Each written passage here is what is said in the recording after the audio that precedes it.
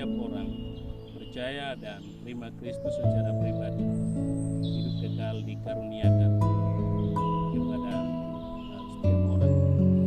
Ini ambil dari Yohanes pasal 10 ayat 27, saya mau membaca. Jadi Yesus berbicara kepada khusus murid-murid yang menerima Dia atau mendengar tentang Dia.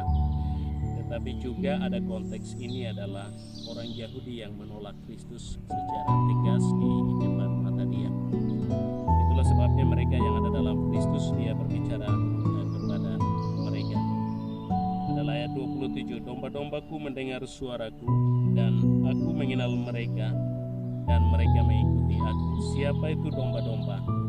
Domba-domba adalah pada waktu itu konteksnya adalah murid-murid Kristus, tetapi juga adalah pada waktu Dia pemberitaan berlangsung mereka yang sudah mendengar Injil.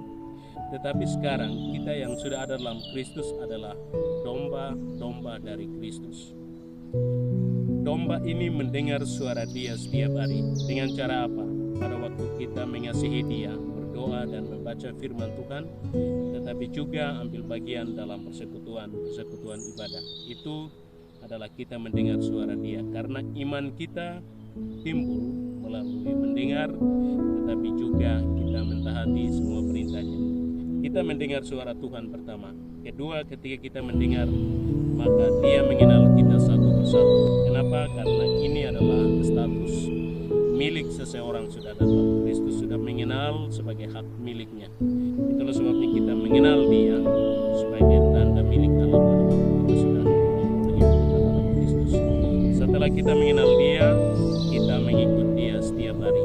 Ini konsisten dan tidak mengenal waktu untuk mengikut Kristus setiap hari.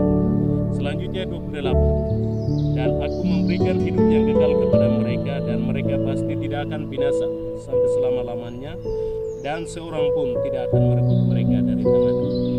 Ini adalah Yesus memberikan hidup kekal kepada setiap orang yang sudah mengenal atau percaya kepada Dia. Kata pasti berarti tidak seperti agama lain yang berkata dan mempercayai bahwa mudah-mudahan atau insya Allah atau kira-kira. Sama sekali tidak, tetapi Dia memberikan jaminan yang mutlak adalah hidup kekal di dalam Kristus, adalah hidupnya Allah yang mengalir pada waktu setiap orang memperoleh hidup kekal. Dan status itu tidak akan membatasi oleh situasi, ruang, dan waktu.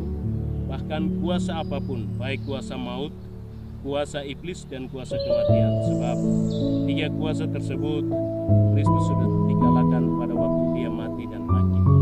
Nah, setelah dikalahkan, kepada kita adalah mendatangkan hidup yang tidak binasa. Milikilah hidup kekal itu dalam Kristus.